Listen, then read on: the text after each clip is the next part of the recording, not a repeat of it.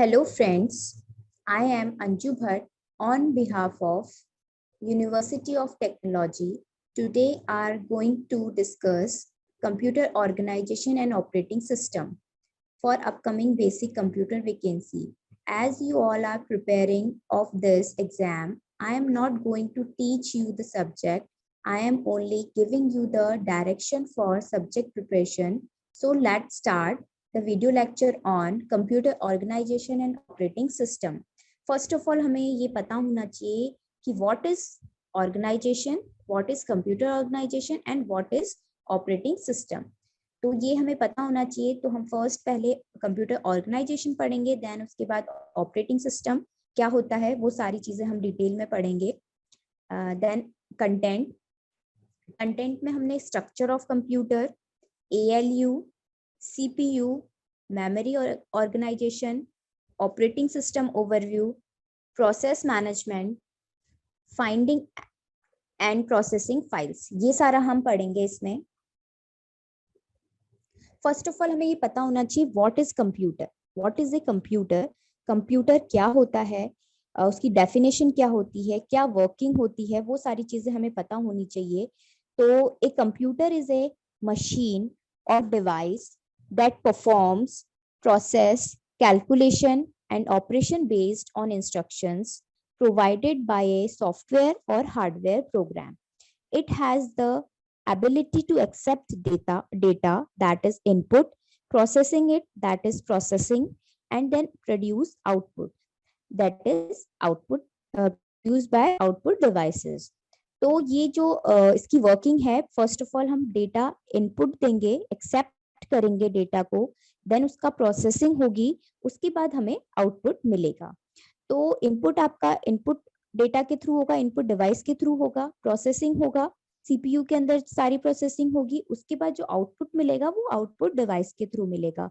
तो input device आपका keyboard हो सकता है, कीबोर्ड हो सकता है, माउस हो सकता है, और आउटपुट डिवाइस आपका मॉनिटर हो सकता है, प्रिंटर हो सकता है, और सारी जो प्रोसेसिंग होती है वो सारा सीपीयू के अंदर होता है. अब ब्लॉक डायग्राम ऑफ कंप्यूटर, जो अभी हमने पढ़ा बेसिक डेफिनेशन ऑफ कंप्यूटर, वो ही ब्लॉक डायग्राम हम कंप्यूटर का पढ़ेंगे. जो अभी मैंने एक्सप्लेन किया, इनपुट प्रोसेसिंग आउटपुट, वो पूरी सारी चीजें हम इसमें एक्सप्लेन करेंगे. फर्स्ट इनपुट हम देते हैं, किसको देंगे? सीपीयू को इनपुट देंगे. ठीक है, सीपीयू जो भी यूजर के थ्रू जो भी इनपुट आएगा थ्रू इनपुट डिवाइस के, वो जाएगा सीपीयू के पास, वहां पे डेटा प्रोसेस होगा. जो भी logical function, arithmetic logical function, या जो भी फंक्शंस उसमें परफॉर्म होंगे, चाहे जैसे सपोज मैं 2+2 बोल रही हूँ दैट इज 4, तो वो सारी प्रोसेसिंग किस में हो रही है? प्रोसेसिंग में. देन उसके बाद हमें आउटपुट मिलता है उसका, मतलब जो भी रिजल्ट मिलेगा दैट इज कॉल्ड आउटपुट. तो वो हमें कहाँ मिलेगा? मॉनिटर के थ्रू, प्रिंटर के थ्रू. तो ये सारे क्या है? आपके डिवाइसेस है, आउटपुट डिवाइस है. अब आपकी जो प्रोसेस हो रहा है डेटा, इसमें आपने डायग्राम में देखा होगा, यहाँ पे प्रोसेसिंग है, उसके बाद ये स्टोरेज है. स्टोरेज का काम क्या होता है? कि डेटा को स्टोर करना. तो आपका जो डेटा है सीपीयू के अंदर कहाँ स्टोर होता है? मेमोरी के अंदर स्टोर होता है, तो हम उसको स्टोरेज डिवाइस बोलते हैं.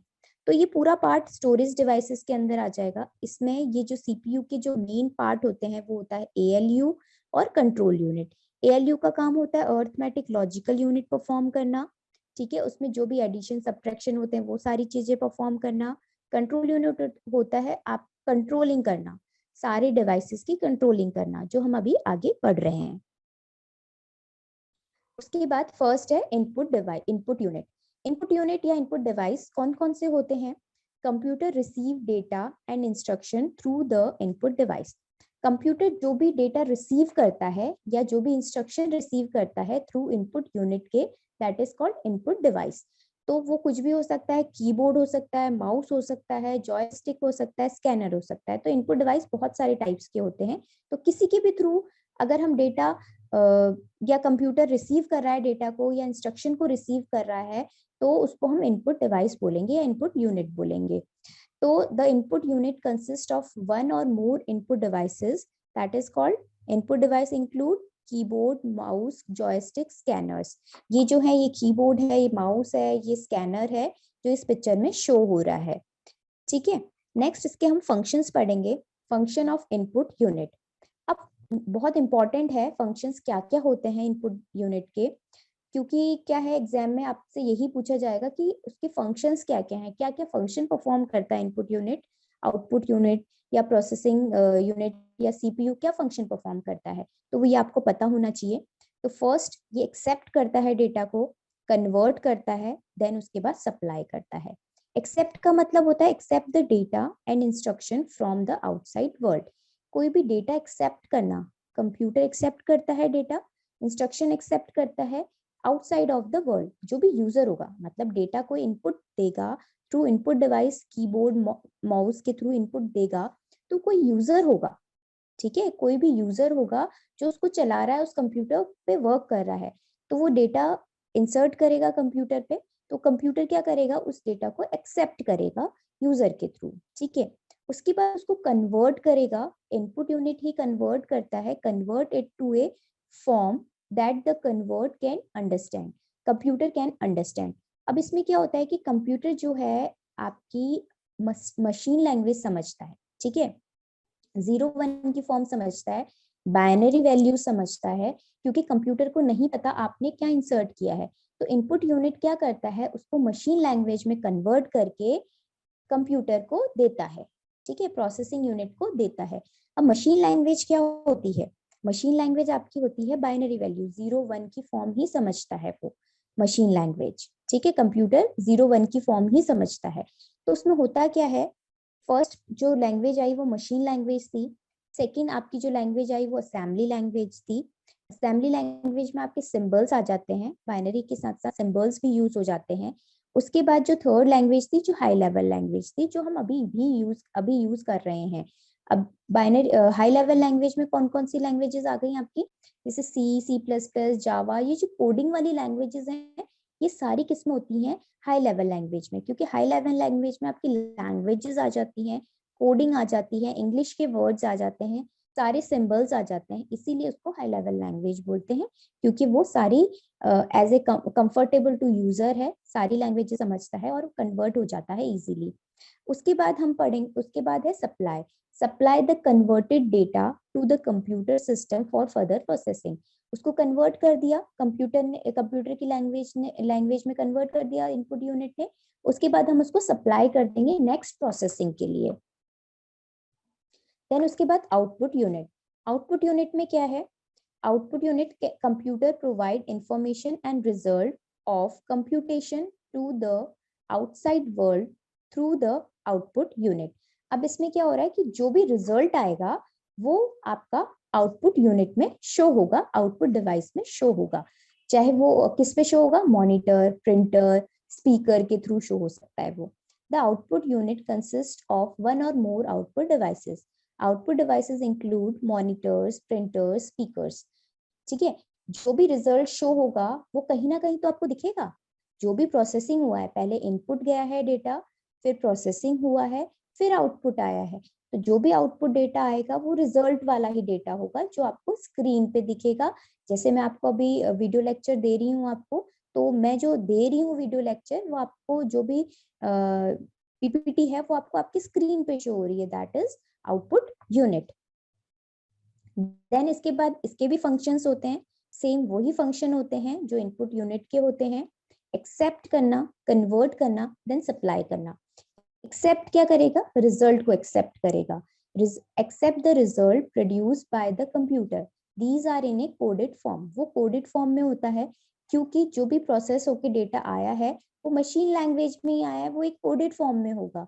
अब आउटपुट यूनिट क्या करेगा, उसको कन्वर्ट करेगा ह्यूमन रीडेबल फॉर्म में, तो convert it to a form that the outside world can understand, और convert it into human readable form, तो वो क्या होगा, ह्यूमन रीडेबल फॉर्म में वो कन्वर्ट करेगा, जो भी ह्यूमन समझ सके उस लैंग्वेज को, उस लैंग्वेज में वो कन्वर्ट करेगा।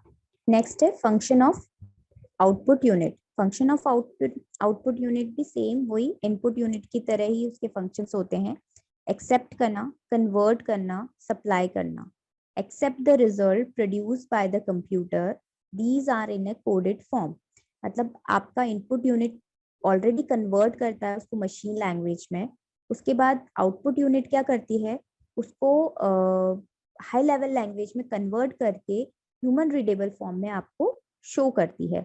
मशीन लैंग्वेज आपकी 0-1 की फॉर्म होती है, ठीक है। और असेंबली लैंग्वेज, उसके बाद असेंबली लैंग्वेज आई जो सिंबॉलिक होती है, सिंबल्स यूज होते हैं। उसके बाद high level language I.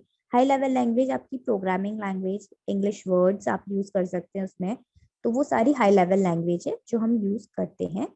Convert it to a form that the outside world can understand और convert it into human readable form.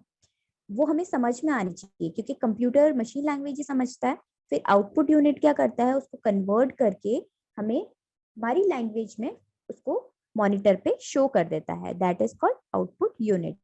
Then supply the converted result to the outside world. फिर उसको convert करके हमको show कर देता है, human को show कर देता है, यूजर को वो दिखा देता है थ्रू प्रिंटर के, थ्रू मॉनिटर के, थ्रू स्पीकर्स के, उसके थ्रू वो आउटपुट आपको दे देता है। उसके बाद है central processing unit. Central processing unit है जो बहुत इंपॉर्टेंट पार्ट है कंप्यूटर का। इसको हम ब्रेन ऑफ द कंप्यूटर भी बोलते हैं। It is the brain of the computer. The ALU and the CU of a computer system are jointly known as the Central Processing Unit. Control unit का काम होता है, सेंट्रल प्रोसेसिंग यूनिट का काम होता है, जैसे हमने पहले इनपुट किया, इनपुट यूनिट, आउटपुट यूनिट, इन दोनों के बीच में जो काम करेगा वो सेंट्रल प्रोसेसिंग यूनिट होता है, दैट इज प्रोसेसिंग यूनिट। जो भी अर्थमेटिक लॉजिकल यूनिट्स है, जो भी कैलकुलेशंस है, जो भी प्रोग्रामिंग है, जो भी रन होने वाला काम है, कंपाइलर का काम है, इंटरप्रेटर का, जो भी काम करेगा, जो भी प्रोसेसिंग का काम होगा, वो सारा कौन करता है, सेंट्रल प्रोसेसिंग यूनिट करता है।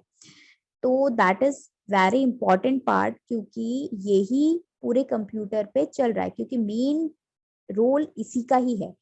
इनपुट डिवाइस का काम ओनली इनपुट लाना है, आउटपुट डिवाइस का काम है आउटपुट देना, दैट्स इट। और सारा काम प्रोसेसिंग का काम तो सीपीयू ही करता है। उसके बाद CPU perform actual processing of data according to instruction from the programs. जो भी इंस्ट्रक्शन उसको मिले हैं यूजर के थ्रू, प्रोग्रामर के थ्रू, वो इंस्ट्रक्शन वो फॉलो करके और आउटपुट देता है। अब इसमें दो पार्ट, इंपॉर्टेंट पार्ट हैं, ALU and control unit. ALU क्या कर रहा है, अर्थमेटिक लॉजिकल यूनिट्स, और कंट्रोल यूनिट कंट्रोल करने का काम करता है। उसके बाद function of CPU. Function of CPU में क्या आता है, इट परफॉर्म ऑल कैलकुलेशंस। जितनी भी कैलकुलेशंस होती हैं वो सारी वो परफॉर्म करता है, चाहे वो लॉजिकल ऑपरेशंस हो, चाहे अर्थमेटिक ऑपरेशन हो, सारी कैलकुलेशन वो उसी के अंदर होती है। इट टेक्स ऑल डिसीजन, सारे डिसीजन ले लेता है, वो ले सकता है। It control all unit of a computer, सारी कंट्रोलिंग होती है हर एक पार्ट्स पे, हर एक कंप्यूटर के पार्ट्स पे कंट्रोलिंग होती है। अब ये जो डायग्राम है कि इंटेल की चिप है, आपका जो कंप्यूटर है, कंप्यूटर के अंदर इंटेल का बहुत, मतलब इस चिप का बहुत इंपॉर्टेंट रोल है, क्योंकि इस चिप को ही हम प्रोसेसर बोलते हैं, इसी से तो सारी प्रोसेसिंग हो रही है। तो दैट इज इम्पोर्टेंट कि ये प्रोसेसर है। अब प्रोसेसर, आप जब भी कंप्यूटर परचेज करने जाते हैं तो आप उस यही बोलते हैं कि कौन सा प्रोसेसर आप डाल रहे हैं इसमें, या कौन सा प्रोसेसर यूज का कंप्यूटर है या लैपटॉप है, कौन सा प्रोसेसर है इसमें, कौन सा कोर यूज कर रहे हो, ड्यूल कोर, ऑक्टल कोर, कौन सी जनरेशन है, i5, i6, i7, i5, i7, ये जनरेशन है, ठीक है। तो ये चीजों का ध्यान रखते हैं जब भी हम परचेज करने जाते हैं, तो ये बहुत इंपॉर्टेंट चीज होती है। उसके बाद है control unit. It control all other unit in the computer. It is the central nervous system of the computer that control and synchronize it work.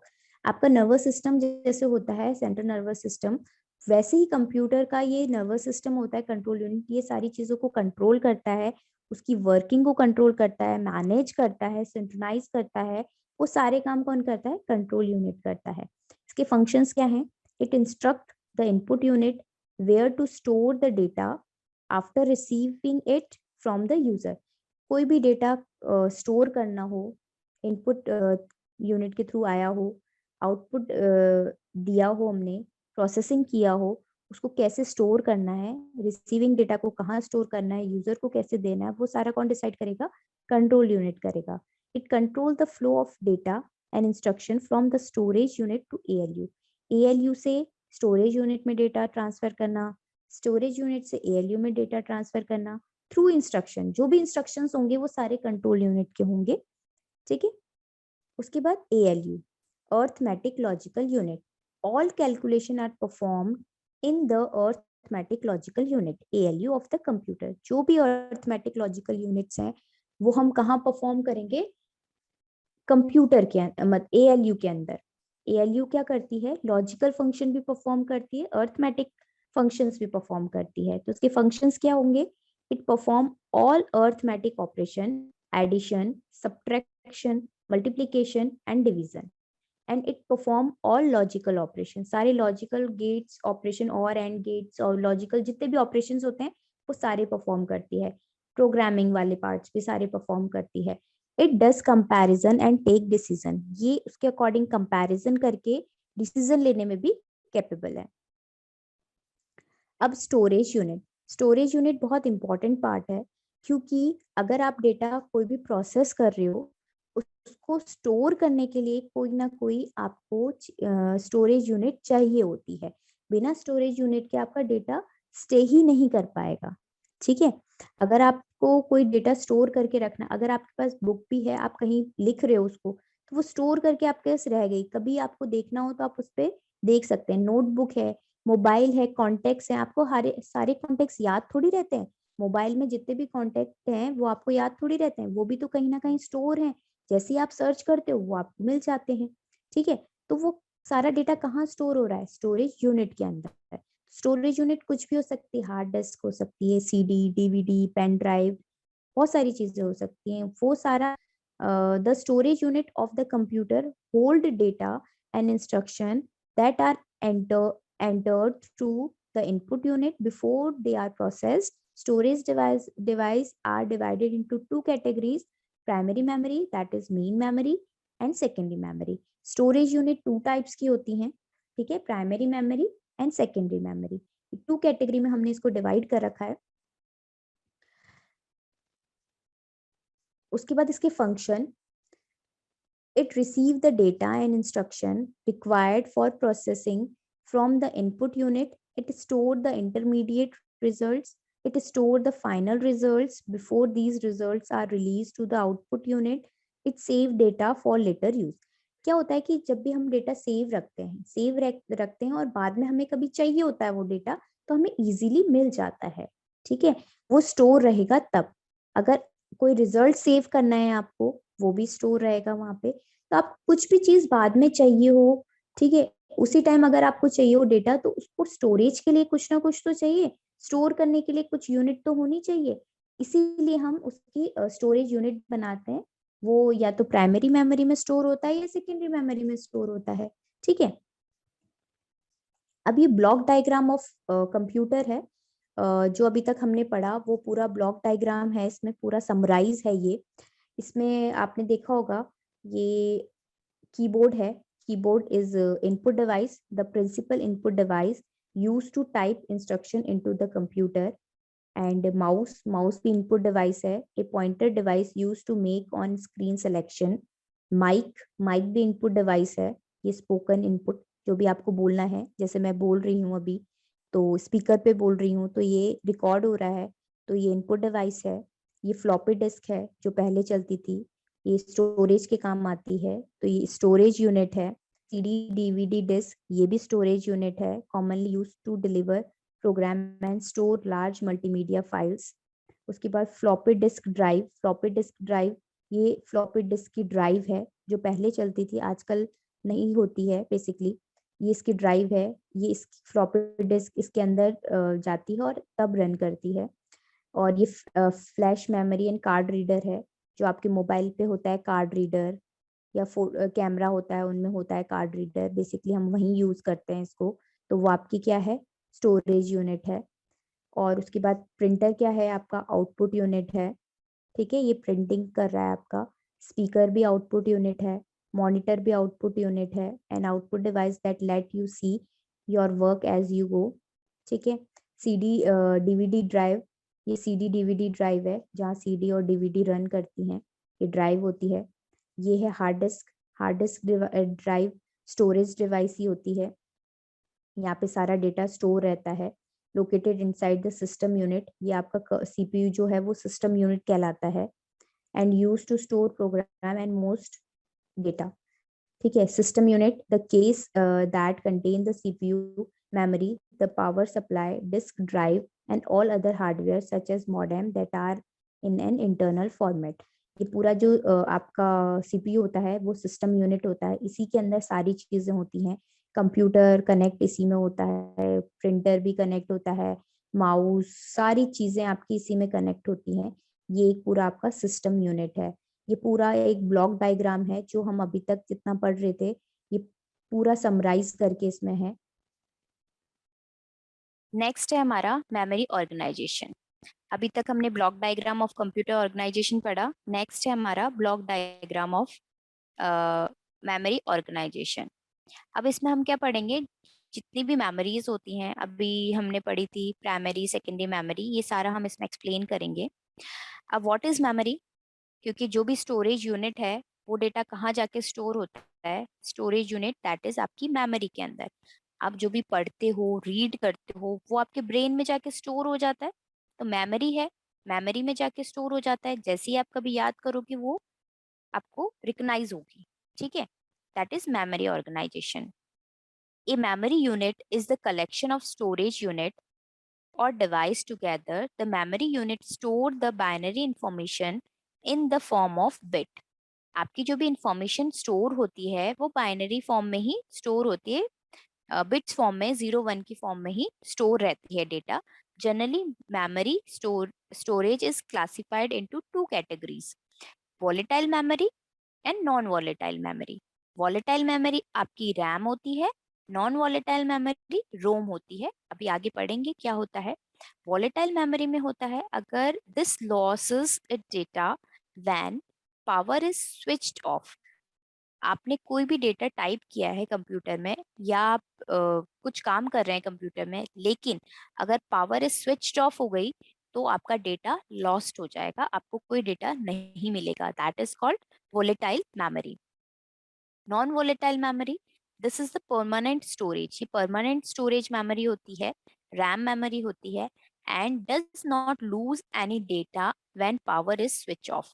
अगर पावर ऑफ भी हो जाता है तो भी डेटा आपका लॉस नहीं होता है। तो ये परमानेंट स्टोरेज डिवाइस होती है। रोम में ये होती है क्योंकि रोम रीड ओनली मेमोरी होता है। नेक्स्ट है मेमोरी हायरार्की। अब ये मेमोरी हायरार्की है, मेमोरी का जो इंक्रीजिंग ऑर्डर है, एक्सेस टाइम रेशियो है, वो इस तरह से होता है। सबसे पहले आपका आता है रजिस्टर्ड मेमोरी। रजिस्टर्ड मेमोरी में क्या होता है, सबसे पहले जो मेमोरी जाके सेव, डेटा जाके सेव होता है वो रजिस्टर्ड मेमोरी में जाके सेव होता है। उसके बाद वो कैश मेमोरी में जाता है, उसके बाद वो मेन मेमोरी में जाता है, उसके बाद वो मैग्नेटिक डिस्क या ऑक्सिलरी मेमोरी में जाके स्टोर हो जाता है। मतलब सेकेंडरी मेमोरी में जाके स्टोर हो जाता है, पहले प्राइमरी में देन सेकेंडरी मेमोरी में। आप लोगों ने देखा होगा कैश मेमोरी, अभी आगे हम पढ़ते हैं। तो इसका ऑर्डर ऐसा ही है, इंक्रीजिंग एक्सेस ऑर्डर। सबसे पहले वो एक्सेस करेगा रजिस्टर्ड को, रजिस्टर्ड मेमोरी को एक्सेस करेगा। जब भी मैं सर्च कर रही हूँ कोई डेटा अपने मोबाइल पे, वीडियो सर्च कर रही हूँ या किसी का नेम सर्च कर रही हूँ, तो रिसेंटली आपकी जो टैब्स ओपन रहती हैं वो वहाँ पे सर्च करता है। तो सबसे पहले वो रजिस्टर्ड मेमोरी में सर्च करेगा, फिर कैश मेमोरी में जाएगा, कैश मेमोरी में अगर डेटा नहीं मिलेगा तो फिर वो मेन मेमोरी में जाएगा। ठीक है, तो वहां से डेटा वो फैच करके लाएगा। ये हायरार्की होती है मेमोरी की। उसके बाद मेमोरी हायरार्की, वही चीज जो अभी डिफाइन किया है, the total memory capacity of a computer can be visualized by hierarchy of component. The memory hierarchy system consists of all storage device contained in a computer system, from the slow auxiliary memory to fast main memory and to smaller cache memory.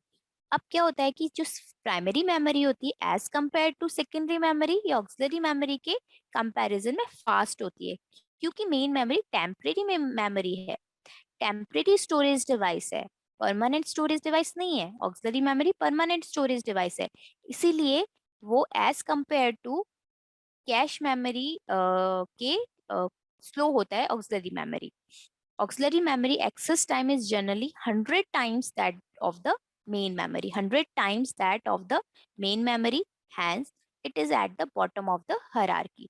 तो जैसे जैसे आप top to bottom to up गए हैं तो उसका access time भी बढ़ते जा रहा है, कम होते जा रहा है एक्सेस टाइम, क्योंकि सबसे ज्यादा एक्सेस टाइम नीचे बॉटम साइड में लगेगा और सबसे कम एक्सेस टाइम लगेगा टॉप साइड में। तो टॉप में आपका था रजिस्टर, उसके बाद आपका था कैश मेमोरी, ठीक है, फिर उसके बाद मेन मेमोरी, फिर ऑक्सिलरी मेमोरी। तो ये एक्सेस टाइम इसी पे डिपेंड करता है। The main memory occupy the central position because it is equipped to communicate directly with the CPU and with auxiliary memory device through input and output processor. When the CPU not residing in main memory is needed by the CPU, they are brought in form from auxiliary memory. Program not currently needed in main memory are transferred into auxiliary memory to provide space in main memory for other program that are currently in used.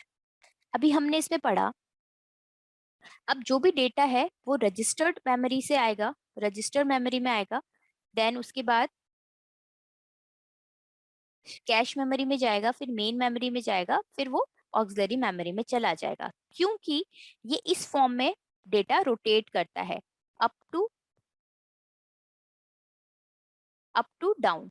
क्योंकि up to down कैसे rotate कर रहा है, क्योंकि सबसे पहले data यहाँ पे जाएगा, फिर यहाँ पे, फिर यहाँ पे, फिर यहाँ पे, फिर यहाँ पे, और ये इनको फ्री स्पेस चाहिए होता है क्योंकि फिर नेक्स्ट डेटा इसमें आएगा। तो ये मेन मेमोरी है जो प्राइमरी मेमोरी है, अपना सारा डेटा ऑक्सिलरी मेमोरी को ट्रांसफर कर देती है, वहां पे जाके वो स्टोर कर देती है और वो अपने स्पेस को फ्री रखती है नेक्स्ट डेटा के लिए। नेक्स्ट है कैश मेमोरी। अब कैश मेमोरी हमने पढ़ी थी, सबसे छोटी मेमोरी होती है as compare to remaining memory, काफी छोटी मेमोरी होती है, छोटी सी चिप टाइप की होती है। Cache memory is used to store program data which is currently being executed in the CPU. Approximate access time ratio between cache memory and the main memory is about 1 to 7 या 10। मतलब आपकी cache memory, जैसे मैंने mobile में data कोई search किया या computer में सर्च किया, तो सबसे पहले वो डेटा कहाँ सर्च करेगा, कैश मेमोरी में सर्च करेगा, रजिस्टर देन कैश मेमोरी में सर्च करेगा। अगर उसको कैश मेमोरी में डेटा मिल जाता है तो उसको बोलते हैं कैश हिट। अगर डेटा नहीं मिलता है तो उसको बोलते हैं कैश मिस। ठीक है, ये कैश मेमोरी में होता है। अगर डेटा उसको नहीं मिलता है तो वो मेन मेमोरी में जाके उसको सर्च करता है और वहां से फैच करके डेटा उसको ले लेता है। ये सारा कौन कर रहा है, मेमोरी मैनेजमेंट कर रहा है, ये सारा वही सारा ये काम कर रहा है। तो कैश मेमोरी और मेन मेमोरी के बीच में जो टाइम एक्सेस टाइम रेशियो होता है 1 to 7 या 10 होता है, क्योंकि एक्सेस टाइम सबसे कम लगता है कैश मेमोरी में। ठीक है, क्योंकि सबसे पहले कैश मेमोरी में ही डेटा जाके सर्च होता है। आपके जितने भी मोबाइल में टैब्स ओपन होते हैं, जब आप उनको क्लोज करते हो तो उसमें लिखा हुआ आता है cache memory clean, cash clean या कैश मेमोरी क्लीन लिखा हुआ होता है, आता है ये। तो आपके जितने भी टैब्स ओपन थे वो सारे कहाँ जाके स्टोर हो रहे हैं, कैश मेमोरी में जाके स्टोर हो रहे हैं, राइट। अब देखो इसमें, देखो क्या है, सीपीयू, सीपीयू से कनेक्ट है कैश मेमोरी, मेन मेमोरी से इनपुट आउटपुट प्रोसेसर, इनके साथ सेकेंडरी मेमोरी। तो ये सीपीयू है, इससे कैश मेमोरी है, तो सबसे पहले कैश मेमोरी को एक्सेस करता है, यहाँ पे डेटा मिल जाता है तो गुड, नहीं मिलता है तो फिर वो मेन मेमोरी में जाता है, अदरवाइज उसको रिक्वायरमेंट नहीं होती है। उसके बाद मेन मेमोरी, ये मेमोरी का पूरा डायग्राम है। सबसे पहले primary memory, then secondary memory. Primary memory two types की होती हैं, रैम, रोम। रैम होती है वोलेटाइल मेमोरी, रोम होती है नॉन वोलेटाइल मेमोरी। रैम की फुल फॉर्म होती है रैंडम एक्सेस मेमोरी, रोम की फुल फॉर्म होती है read only memory. Volatile memory, जैसे ही लाइट चली जाएगी डेटा सारा लॉस हो जाएगा। रोम परमानेंट मेमोरी होती है, परमानेंट स्टोरेज मेमोरी होती है, इसमें डेटा लॉस नहीं होता, लाइट चली भी जाती है। रैम की टू टाइप्स होते हैं, static RAM, dynamic RAM. Static मतलब फिक्स होता है, इसमें चेंजेबल नहीं होता, फिक्स होता होता है डायनेमिक में चेंजेबल होता है, चेंज होता रहता है बार बार। इसमें रीड राइट हम जो भी करेंगे वो चेंजेबल होता है, स्टैटिक में फिक्स रहता है। रोम के बहुत सारे टाइप्स होते हैं, लेकिन बेसिक 3 to 4 टाइप्स होते हैं। पी रोम, रोम में हम रीड ओनली मेमोरी करते हैं, ओनली रीड कर सकते हैं, राइट नहीं कर सकते। रैम में हम रीड राइट दोनों कर सकते हैं, बट वो स्टोर नहीं होता।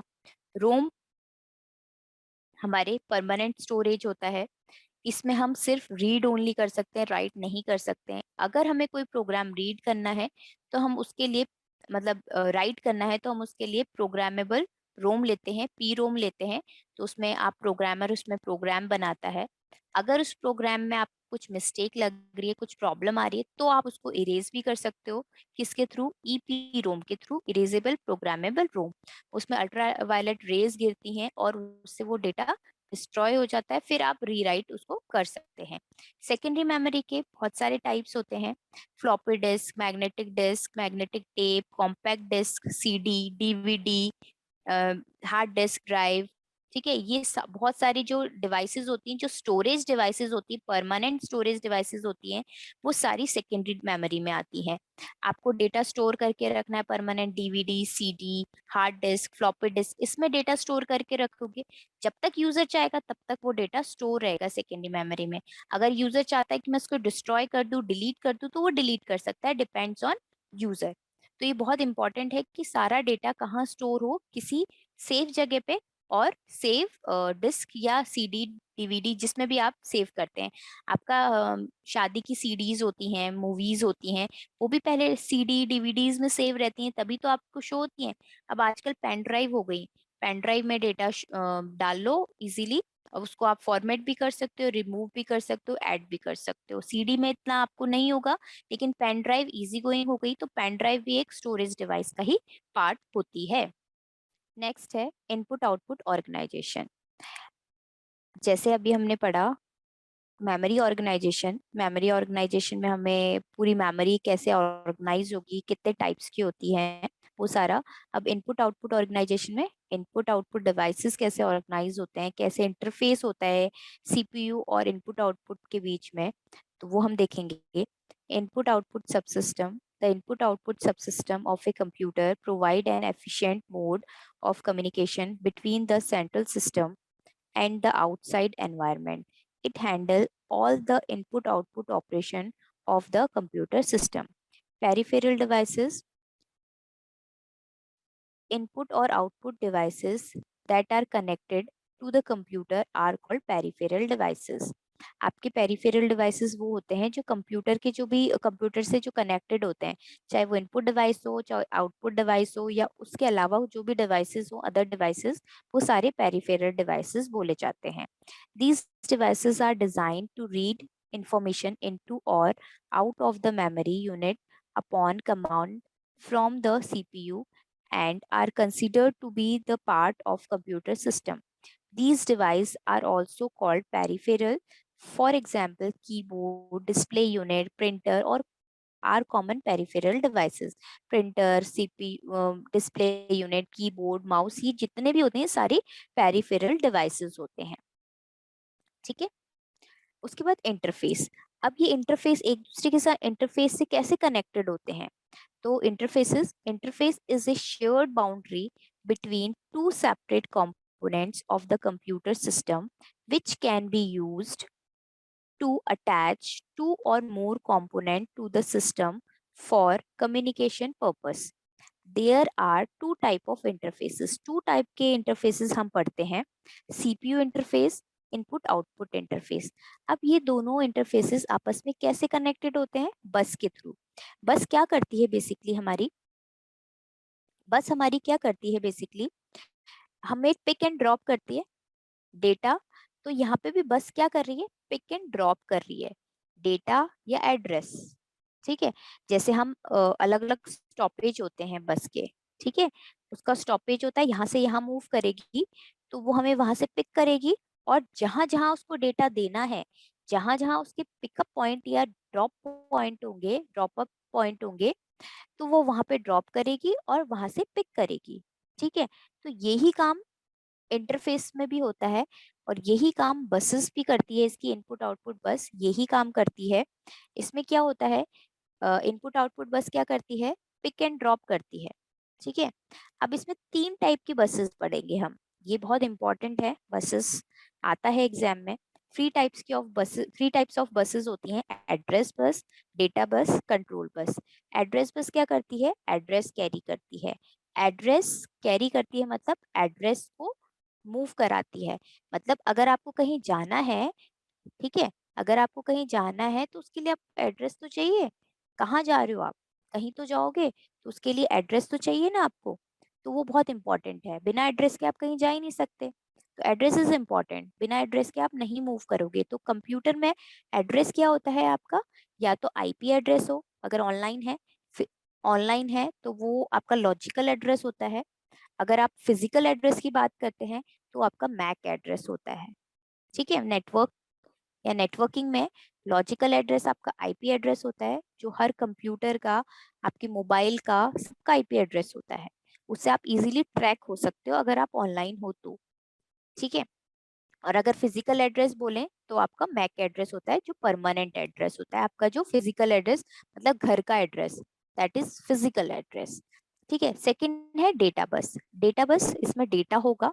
और कंट्रोल बस क्या करती है, एड्रेस और डेटा बस जो जैसे भी मूव कर रहा है उसको कंट्रोलिंग रखती है। तो एक कंट्रोलिंग भी होनी चाहिए कि जैसे अब मैं कोई डेटा भेज रही हूँ या कुछ पोस्ट कर रही हूँ, तो कौन कंट्रोल कर रहा है, या तो पोस्टमैन होगा, उसको सेफली मेरे से लेके वहां पे डिलीवर करेगा। डेटा को मुझसे लिया और जहाँ पे मैंने एड्रेस लिखा है वो वहां पे डिलीवर करेगा। तो पोस्टमैन क्या कर रहा है, कंट्रोल का काम कर रहा है। ठीक है, तो ये तीनों का अलग अलग फंक्शंस होते हैं, और ये सब इंटरफेस के through monitor, keyboard, hard disk इससे कनेक्टेड होते हैं। तो यहाँ पे सीपीयू और इनपुट आउटपुट डिवाइस, ये सीपीयू और इनपुट आउटपुट डिवाइसेस किससे कनेक्ट है, मेमोरी से। क्योंकि मेमोरी से तो कनेक्ट होंगे ही, जो भी डेटा आएगा जाएगा वो सारा डेटा कहाँ स्टोर होगा, मेमोरी के अंदर। क्लियर है। नेक्स्ट है ऑपरेटिंग सिस्टम। ये बहुत इंपॉर्टेंट पार्ट है ऑपरेटिंग सिस्टम कंप्यूटर का, क्योंकि विदाउट ऑपरेटिंग सिस्टम आप कंप्यूटर रन नहीं कर सकते। आपको कहीं जाना है, जाने के लिए कुछ प्लेटफॉर्म तो होना चाहिए।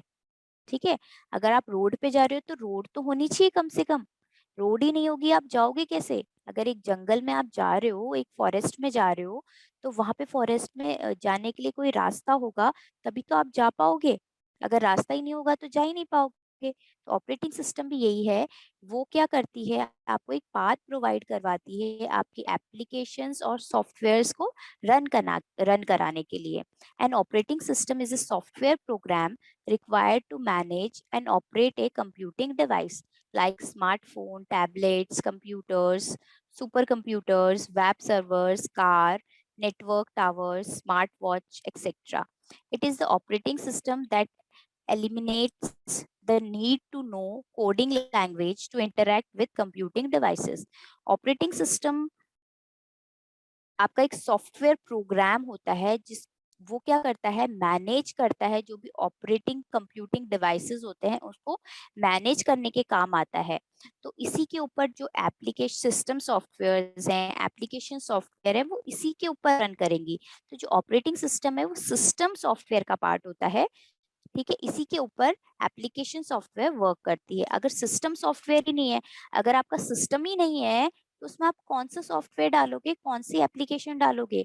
तो उसके आपको कुछ करने के लिए कुछ होना भी तो चाहिए कुछ। अगर आप कोई ऑर्गेनाइजेशन ही नहीं है तो उसके लिए क्या कर सकते हो, आप कुछ नहीं कर सकते। अगर वो यहाँ पे है ही नहीं, कोई सिस्टम ही नहीं बना रखा, तो बिना सिस्टम के आप कैसे वर्क करोगे।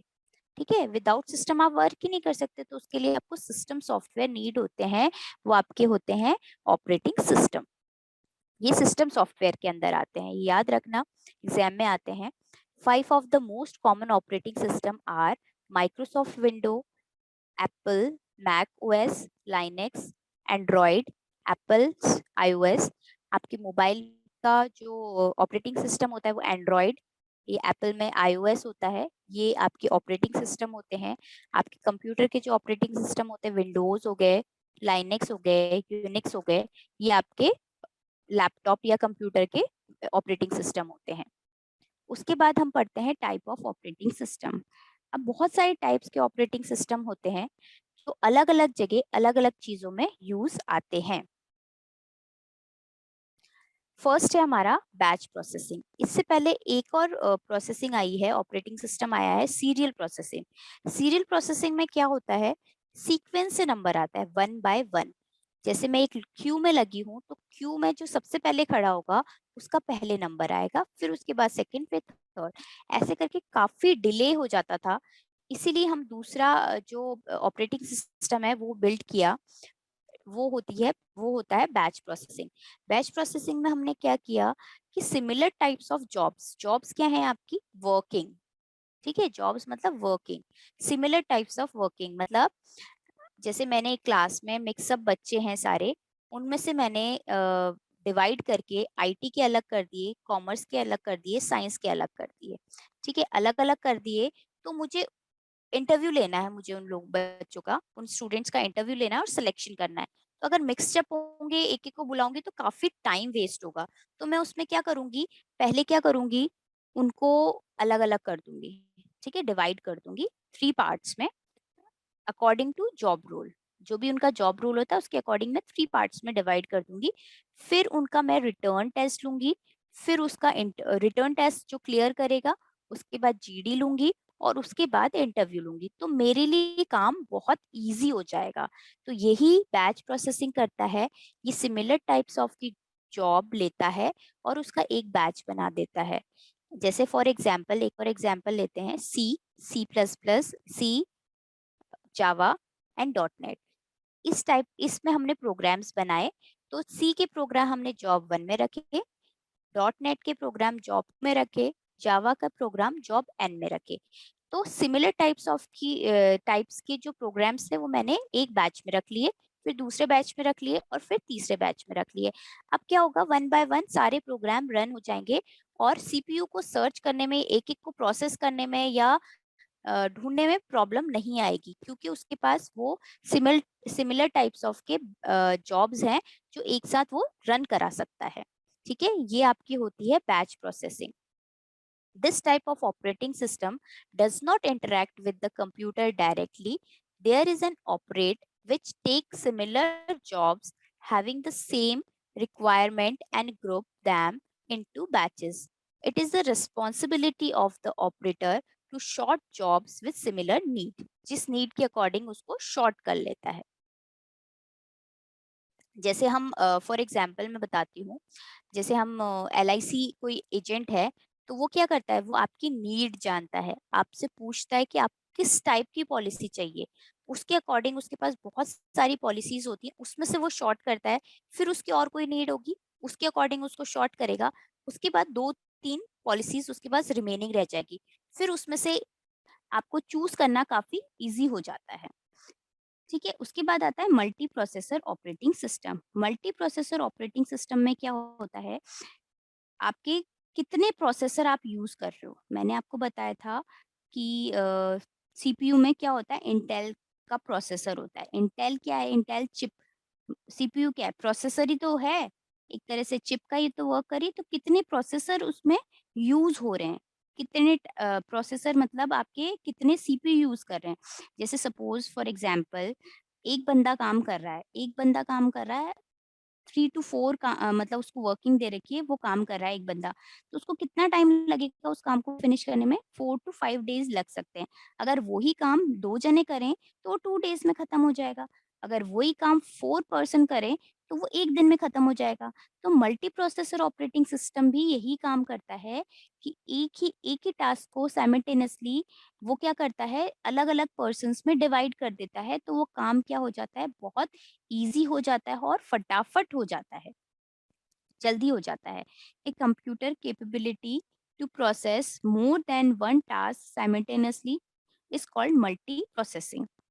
A multiprocessing operating system is capable of running many programs simultaneously, and most modern network operating system support multiprocessing. These operating systems include Windows NT 2000 XP and Unix. इन पे ये सारे फंक्शंस परफॉर्म करते हैं। मतलब आपके processor, मतलब अगर आप कंप्यूटर परचेज करने जा रहे हैं तो ड्यूल कोर लेंगे तो उसमें 2 प्रोसेसर यूज आ रहे हैं, ठीक है। ऑक्टल लेंगे तो उसमें 8 प्रोसेसर काम में आ रहे हैं। तो ये सारी चीज़ें मल्टी प्रोसेसर में आती हैं। तो इससे क्या होता है, आपका काम फास्ट हो जाता है और ईज़ी हो जाता है और कम टाइम पे वो वर्किंग आपकी खत्म हो जाती है। Multiprocessor operating system, multiprocessor means multiple processor, बहुत सारे प्रोसेसर, ठीक है। In a single system we have multiprocessor like octal, octa core 8 processor, dual core processor. Octa core में 8 प्रोसेसर्स होते हैं, ड्यूल कोर में 2 processor होते हैं। उसके बाद in multi processing OS more than one process can run on different CPU at the same time. So there is real parallel execution of process. Parallel execution भी बोलते हैं, मतलब parallel 5 कंप्यूटर पे सेम काम चल रहा है तो फटाफट खत्म हो जाएगा। It is required when number of process is very high and a single processor take very long time deal with all the process। मतलब अगर हम एक सिंगल प्रोसेसर से वो काम कराएंगे तो काफी टाइम ले लेगा। तो वही काम अगर हम डिवाइड कर दे 10 बंदों में तो वो काम फटाफट हो जाएगा, जल्दी हो जाएगा। देखो ये एक डायग्राम है, इसी का ही मेन मेमोरी है, ठीक है। इसको हमने क्या कर दिया, अलग अलग सीपीयू से कनेक्ट कर दिया तो ये काम फास्ट हो जाएगा, ठीक है। हमें इतनी रिक्वायर नहीं होती है, ड्यूल कोर इनफ होता है। मतलब आप जो डेली रूटीन में काम कर रहे हैं, dual core is enough for us. लेकिन अगर कोई प्रोग्रामर है या कोई कंपनी है, वहां पे आप ऑक्टल, हेक्सा ये आप यूज कर सकते हो। उसके बाद type of multi processing OS 2 types की होती है, symmetric, asymmetric. Symmetric, all computer CPU have some function and access control. मतलब कोई भी कंप्यूटर सारे कोई भी फंक्शंस कर सकता है परफॉर्म, और एक्सेस कंट्रोल सबके पास होती है, सारे सीपीयू के पास होती है। मतलब जितने भी प्रोसेसर उसमें लगे हैं उन सबके पास। प्रोसेसर का मतलब सीपीयू ही होता है, ठीक है। कंफ्यूज होने की जरूरत नहीं है, प्रोसेसर या सीपीयू। तो सारे सीपीयू के पास सारे फंक्शंस होते हैं और सारे एक्सेस कंट्रोल भी होते हैं।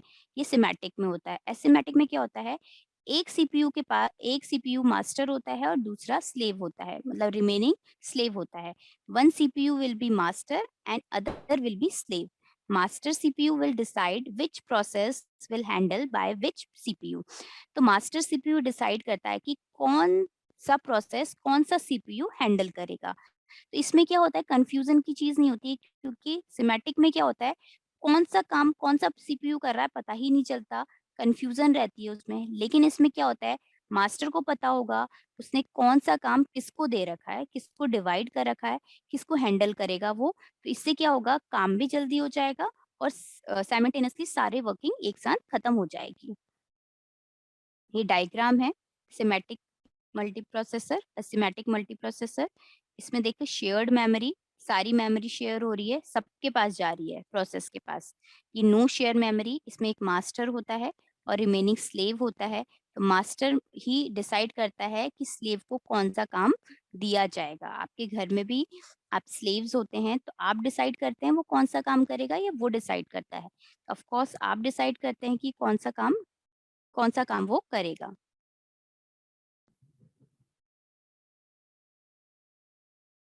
Distributed operating system. A distributed operating system is a software over a collection of independent network communicating and physical separate computational node. They handle jobs which are serviced by multiple CPUs.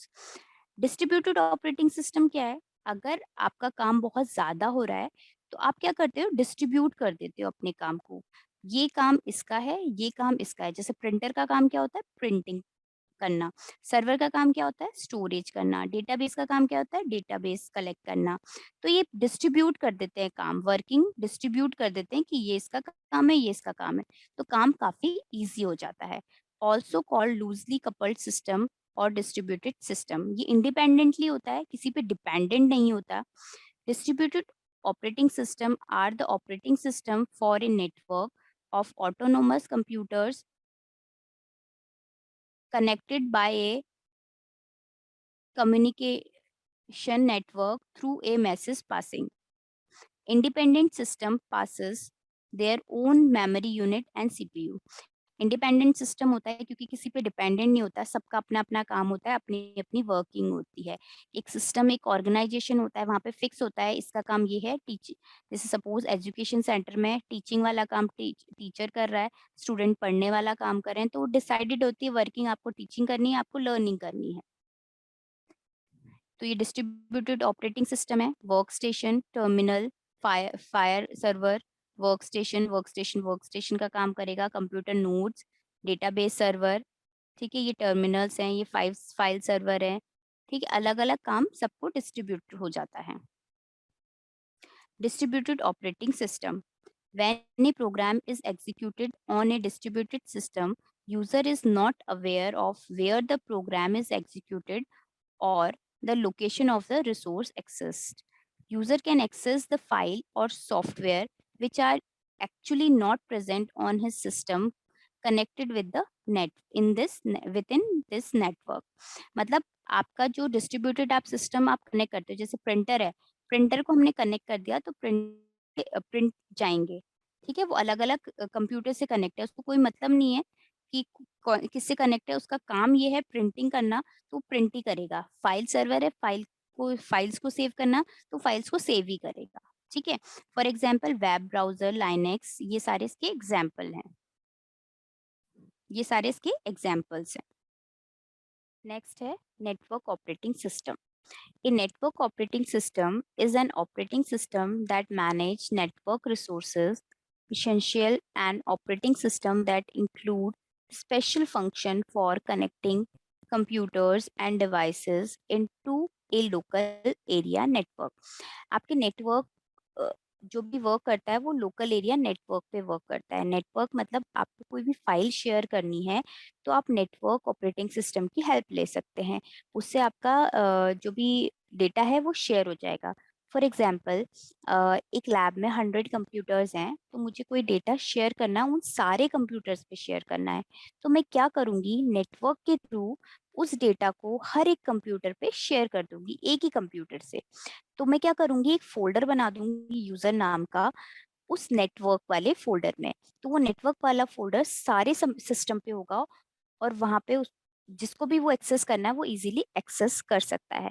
तो मुझे किसी को data send नहीं करना पड़ा, सिर्फ वहां पे एक फोल्डर बना के वहां पे शेयर करना पड़ा, दैट्स इट, और वो सारे कंप्यूटर पे शेयर हो गया। तो मेरा काम कितना इजी हो गया, मुझे एक एक कंप्यूटर पे जाने की जरूरत नहीं पड़ी, वो ऑटोमेटिक नेटवर्क ऑपरेटिंग सिस्टम के थ्रू शेयर हो गया।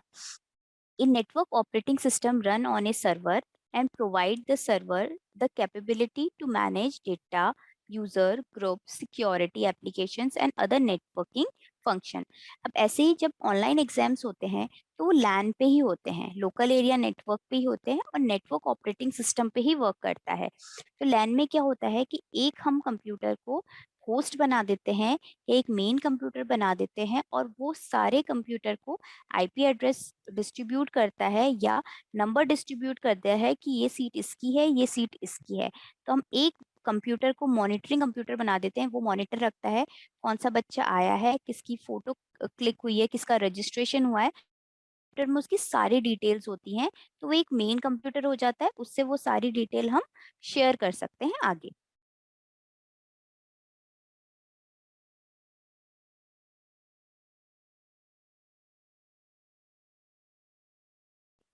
ये जैसे डायग्राम है नेटवर्क ऑपरेटिंग सिस्टम, अलग अलग टर्मिनल्स हैं, एडमिन टर्मिनल, तो हम ये क्या कर रहे हैं, शेयरिंग कर रहे हैं एक दूसरे के साथ। आप शेयर कर सकते हो, आप जैसे सपोज एक लैब में बैठे हो, दूसरे लैब में आपको कोई डेटा शेयर करना है, तो भी वो आप नेटवर्क के थ्रू शेयर कर सकते हो।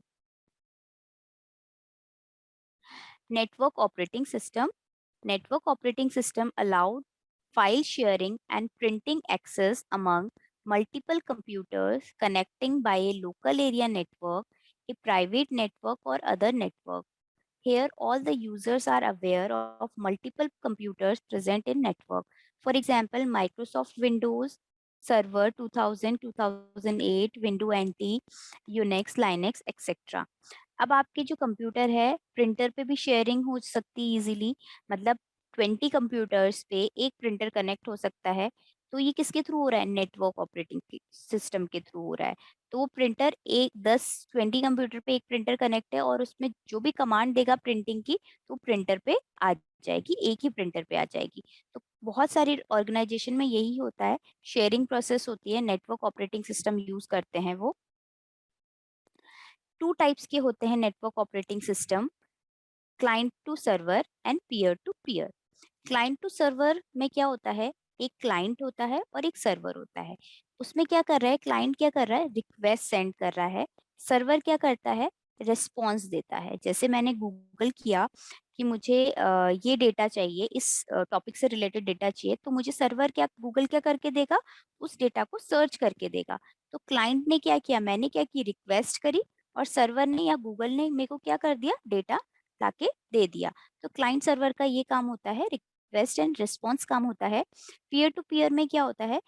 सारे कंप्यूटर एक दूसरे से पीयर टू पीयर फॉर्म में कनेक्टेड होते हैं और डेटा शेयर करते हैं। दोनों में बेसिक डिफरेंस क्या होता है? क्लाइंट टू सर्वर में होता है कि जो क्लाइंट है वो क्लाइंट ही रहेगा और जो सर्वर है वो सर्वर ही रहेगा, ठीक है। लेकिन पीयर टू पीयर में ये नहीं होता क्योंकि इसमें पॉइंट टू पॉइंट कनेक्शन होता है। इसीलिए इसमें आप सर्वर किसी को भी बना सकते हो, क्लाइंट किसी को भी बना सकते हो, इंटरचेंजेबल है इसमें। बेसिक मेन डिफरेंस यही होता है, बहुत इंपॉर्टेंट है ये। उसके बाद type of network operating system, client to server, एक computer system in which server program is installed to provide various services for their client is called server. Machine which depend on server machine to provide their services is called an client. Peer to peer, a computer in a peer to peer network can work as a server and client software, that is it required both server and client software. Windows NT and Windows 95 both are the peer to peer operating system. Okay, clear है? Client to server जो भी हम request response करते हैं, और peer to peer point to point connection होता है। इसमें भी क्लाइंट सर्वर होते हैं, क्लाइंट सर्वर हमको बनाने ही पड़ते हैं, एक क्लाइंट एक सर्वर, लेकिन इसमें इंटरचेंजेबल है, आप चेंज कर सकते हो।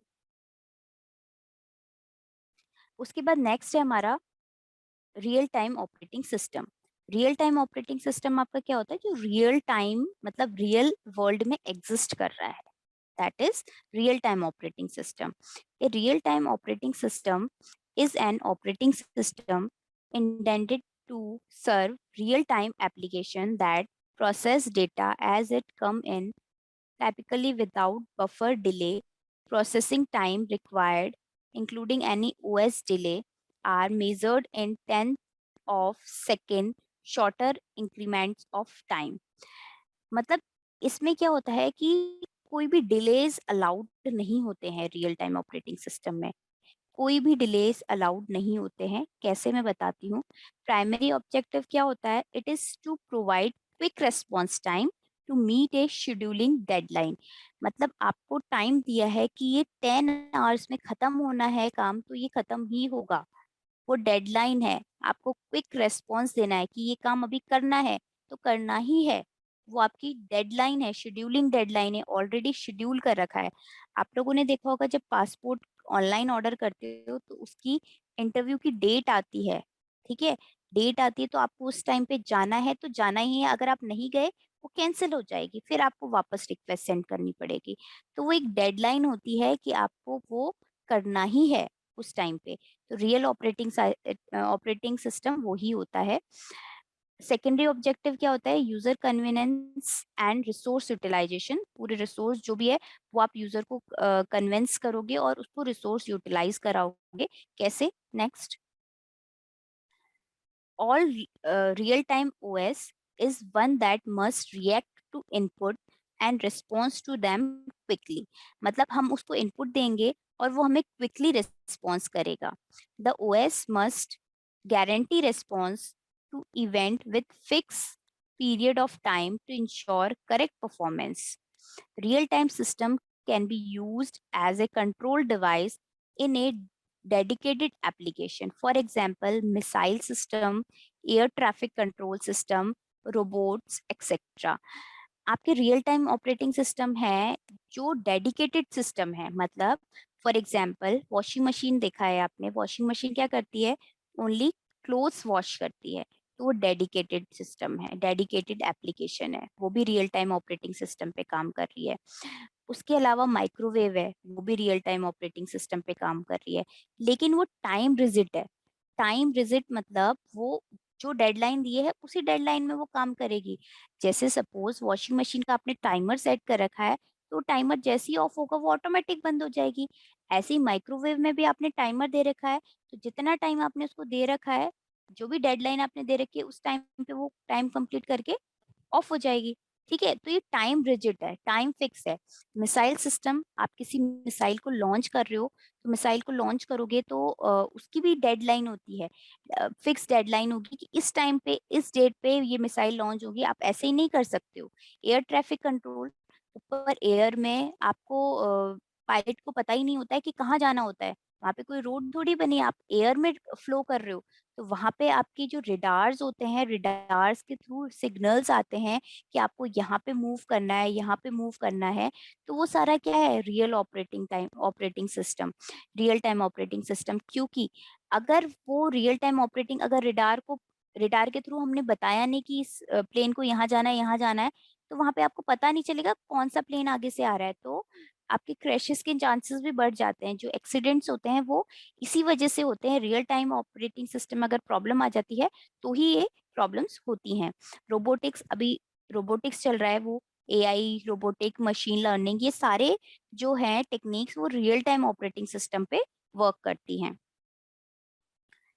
टू टाइप्स के होते हैं real time operating system, hard real time operating system और soft real time operating system. Hard में क्या होता है, hard real time is a system whose operation is incorrect, whose result is not produced according to the time constant। अगर आप time constant के according result produce नहीं हुआ है, तो आपका पूरा ऑपरेशन ही शट डाउन हो जाता है। For example air traffic control, medical system. Air traffic control में क्या होता है, अगर आपकी रेड लाइट खराब हो गई तो आपके क्या होंगे, एक्सीडेंट्स बढ़ जाएंगे, वो क्रैश हो जाएंगे, तो आपके लॉसेस बहुत ज्यादा हो जाएंगे।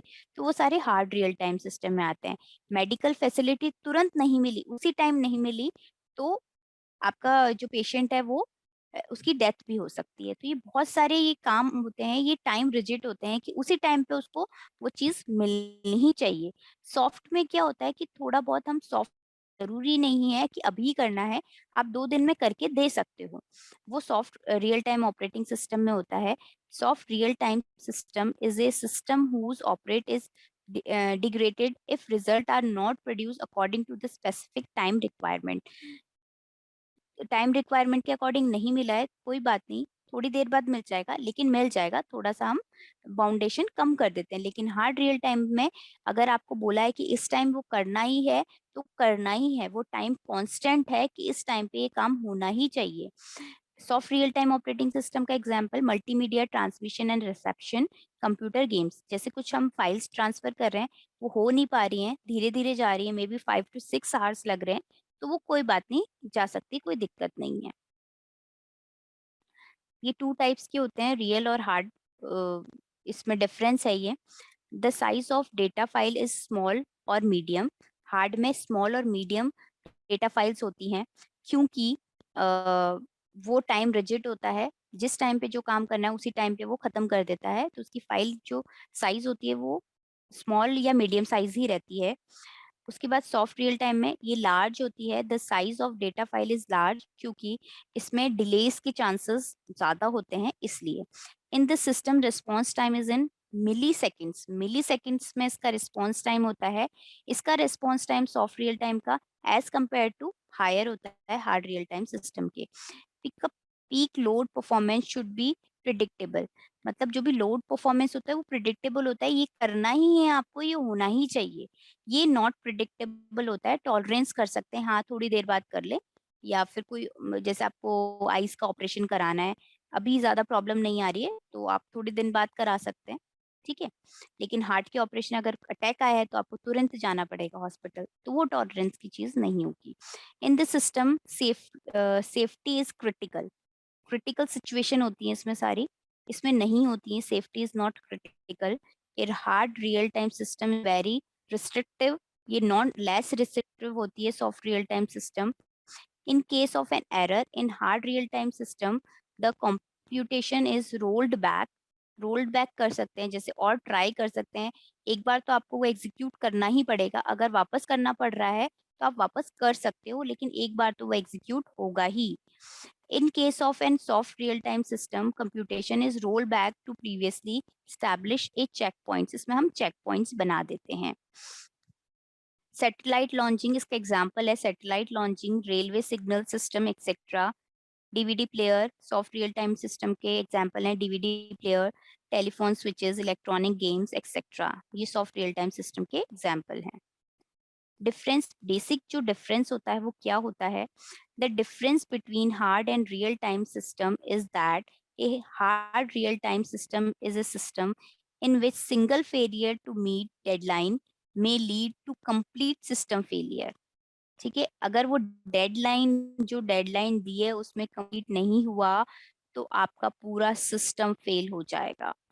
while a soft real time system is a system in which one or more failure to meet, एक दो failures आ गए तो meet the deadline is not considered system failure but its performance is considered degraded।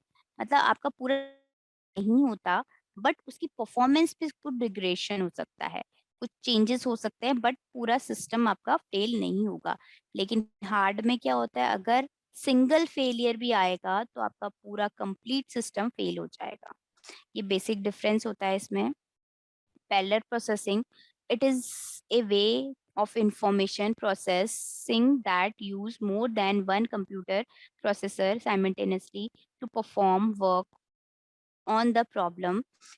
Earlier, the system were designed in a way that only one process could occur at one time, which used to consume a plenty of time, as only the completion of one process could make the beginning of other. In order to cope with this and to make to execute faster, the concept of parallel processing was introduced. Parallel processing is the process of program instruction by dividing them among multiprocessor with the objective of running a program in less time।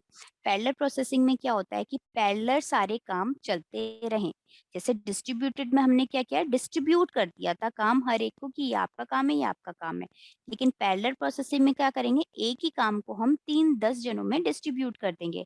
Suppose one, अगर एक बंदा कोई company start कर रहा है तो वो अकेले कुछ नहीं कर सकता। एक बार वो इनिशियल स्टेप ले लिया, लेकिन आगे उसके बिजनेस को आगे ग्रो करने के लिए मैन पावर रिक्वायर्ड होगी। ठीक है, तो अकेले कुछ नहीं कर सकता, तो उसको पैरेलल अपने काम डिस्ट्रीब्यूट करने पड़ेंगे, तभी काम जल्दी होगा, लेस कॉस्ट में होगा और फटाफट खत्म हो जाएगा।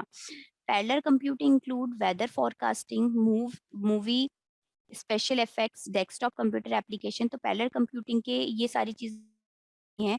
वेदर फोरकास्टिंग आपको बता रहा है कि अब बारिश होएगी। मूवी स्पेशल इफेक्ट्स जो देते हैं वो भी पैरेलल कंप्यूटिंग का ही पार्ट है।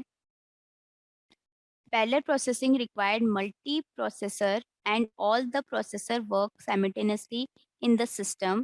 Here, the task is divided into subparts and these subparts are then distributed among the available processor in the system. Parallel processing complete the job on the short possible time. मतलब parallel processing short processor time में उसको complete करने की कोशिश करता है, क्योंकि parallel आपने एक काम को, एक बंदा जो काम को 10 दिन कर रहा था, आपने 10 बंदे लगा के उस काम को एक ही दिन में करवा दिया, तो आपका काम फटाफट हो गया और एक ही दिन में वो सारा काम फिनिश हो गया। Consider the single processor system as a one man company. In a one-man company, the owner take a task, finish it, and further take another task to accomplish. If the owner has to expand his business, he has to hire more people. Hiring more people will distribute the workload and allow him to finish the job faster. He will also be able to increase his capacity of doing work, or we can say he will able to accept more jobs than earlier. This strategy is similar to parallel processing. ठीक है, एक one man company है, owner है उसका, उसने कुछ task complete कर लिए, लेकिन आगे अनदर टास्क को अकम्प्लिश करने के लिए उसको क्या करना पड़ेगा, बिजनेस को एक्सपेंड करने के लिए और मोर पीपल हायर करने पड़ेंगे। तो हायर करेगा, उसके जॉब्स फास्ट खत्म होंगे, बहुत जल्दी खत्म हो जाएंगे और कैपेसिटी भी बढ़ेगी, वो वर्किंग कैपेसिटी बढ़ जाएगी, मोर जॉब्स की रिक्वायरमेंट्स हो जाएगी। Process concept: an operating system execute a variety of program, batch system, that is job, जो हमने बैच प्रोसेसिंग में पढ़ा था, time sharing system, user program और टास्क, टाइम शेयरिंग में यूजर प्रोग्राम और text box, text book use the term job and process almost interchangeable. Text book use करते हैं हम जॉब या प्रोसेस के लिए, जो ऑलमोस्ट इंटरचेंजेबल होती है। प्रोसेस मतलब क्या वर्किंग चल रही है। Programme in execute, process execution must progress in sequential fashion. Multiple parts, the program code also called text section, जो multiple parts होते हैं, जो program codes होते हैं, उसको text section बोलते हैं। Current activity include program counter, जो करंट एक्टिविटी चल रही है वो सारी एक्टिविटी किस में चलेगी, प्रोग्राम काउंटर के अंदर। प्रोसेसर्स होते हैं, रजिस्टर्स होते हैं, स्टैक क्या होता है, stack contain temporary data, stack क्या करता है, टेम्परेरी डेटा कंटेन करता है। Function parameters, return address, local variables, ये सारे आपको प्रोसेस कॉन्सेप्ट में पढ़ने हैं। Data section contain global variables, ये भी आपका इसी में आएगा। Heap contain memory dynamic allocation during the run time, ये सारा प्रोसेस कॉन्सेप्ट में आएगा। प्रोसेस स्टेट्स 5 टाइप्स की होती हैं। As a process execute it change states: new, running, waiting, ready and terminated. New state मतलब कोई नई प्रोसेस स्टार्ट हुई है, the process is being created, नई प्रोसेस क्रिएट हुई है। Running, instruction are being executed, नई इंस्ट्रक्शन हमने एग्जीक्यूट करी है, जो रनिंग में न्यू क्रिएट करी थी वो इस इंस्ट्रक्शन हमने एग्जीक्यूट करी है। अगर कोई इंस्ट्रक्शन ऑलरेडी उस प्रोसेस के अंदर है तो हम क्या करेंगे, वेट करेंगे थोड़ी देर। The process is waiting for some event to occur, वो इवेंट खत्म हो जाएगा, उसके उसके बाद हम जाएंगे, तो वो हमें वेटिंग प्रोसेस हुआ। रेडी प्रोसेस, जैसे ही आपका नंबर आने वाला हो तो आप रेडी हो जाते हो, ठीक है। The process is waiting to be assigned to the processor. Terminate, जब आपका काम खत्म हो जाता है तो आप टर्मिनेट हो जाते हो। The process has finished execution. Suppose ये डायग्राम है, डायग्राम ऑफ प्रोसेस स्टेट। जैसे मैं गई हूँ, हॉस्पिटल गई हूँ दिखाने के लिए, ठीक है, हॉस्पिटल गई हूँ, मैंने एंट्री कराई, रजिस्ट्रेशन कराया, एडमिट कराया, रजिस्ट्रेशन कराया कि मुझे चेकअप कराना है डॉक्टर से, तो उसने रजिस्ट्रेशन कराया, तो मैंने क्या किया, न्यू क्रिएट किया रजिस्टर, ठीक है, क्रिएट करा, क्रिएट कर दिया उसने, रजिस्टर कर दिया, और उसके बाद उसने बोला कि आप वेट करो क्योंकि ऑलरेडी अभी अंदर कोई है। तो मैं रेडी के बाद कहाँ चली जाऊँगी, वेटिंग स्टेट पे, एडमिटेड कर लिया, फिर मैं कहाँ चली जाऊँगी, वेटिंग स्टेट पे, क्योंकि उसने बोला वेट करो आप, ठीक है, जब तक इवेंट कंप्लीट नहीं हो जाता तब तक आपको वेट करना है। तो वेट किया मैंने, वेट किया, उसके बाद वेट करने के बाद फिर वो बताएगा कि हाँ, आपका नंबर आने वाला है, तो मैं रेडी हो जाऊँगी, ठीक है, रेडी हो जाऊँगी, और फिर उसके बाद कहाँ जाऊँगी, रनिंग स्टेट में, जहाँ पे मैं डॉक्टर को दिखा रही हूँ। ओके, यहाँ पे तो मैं रेडी हो गई जाने के लिए क्योंकि मेरा टर्न आने वाला है, मतलब थर्ड नंबर 15 नंबर चल रहा है, 16 नंबर मेरा है, तो मैं रेडी हो जाऊँगी जाने के लिए। उसके बाद मैं रनिंग स्टेट में चली जाऊँगी, मतलब मैं डॉक्टर के पास चली जाऊँगी, वहाँ पे मैं उसको दिखा रही हूँ, सारी चीज़ें एग्ज़ीक्यूट करा रही हूँ, पूछ रही हूँ, और वो पूछने के बाद उसके बाद मैं टर्मिनेट हो जाऊँगी और फिर मैं एग्ज़िट हो जाऊँगी, बाहर चली जाऊँगी, ठीक है। तो यहाँ एडमिट किया है, यहाँ पे इनके बीच में टर्म इंटरप्ट भी आ सकता है, कोई बीच में आ जाए, दूसरा पेशेंट आ जाए, कुछ अर्जेंट इमरजेंसी आ जाए डॉक्टर को, ठीक है। यहाँ पे शेड्यूलर डिस्पैच डिस्पैच भी हो सकता है। इनपुट आउटपुट इवेंट कंप्लीशन का वेट करते हैं यहाँ पे, उसके बाद ही हम जाते हैं, ठीक है, यहाँ वेटिंग प्रोसेस है। ये तो पूरा डायग्राम है diagram of process state. File manager क्या होता है? फाइल मैनेजर्स आपके एक्सटेंशंस होते हैं, मतलब आपकी जिप फाइल्स होती हैं, शॉर्टकट कीज होती हैं, डायरेक्टरी होती है, फोल्डर्स होती हैं। बेसिक्स क्या हों? Files name, extension, directories, folders, path. File format क्या होंगे? फाइल मैनेजमेंट में file explorer, zip files, shortcuts, ये सारा फाइल मैनेजमेंट में आ जाता है। ये एक्सटेंशन होते हैं, ये आपको आने चाहिए क्योंकि एग्जाम में ये पूछे जाते हैं कि किसका एक्सटेंशन क्या होता है। तो एक्सटेंशन मतलब वर्ड फॉर्मेट का जो एक्सटेंशन होता है वो होता है डॉट DOC या DOX। ठीक है, ये आपको याद रखना है। बुक का होता है .XLX, PPT का .PPT। ठीक है, डेटाबेस का .ACC। Exam point of view से बहुत इंपॉर्टेंट है। वीडियो के .MP4 MP5, जिप फाइल का .ZIP, इमेज फाइल का JPG भी होता है, PNG भी होता है। तो ये जिप फाइल का होता है, तो ये आपको आना चाहिए। Then thank you very much for this watching this video. Please click in this link for video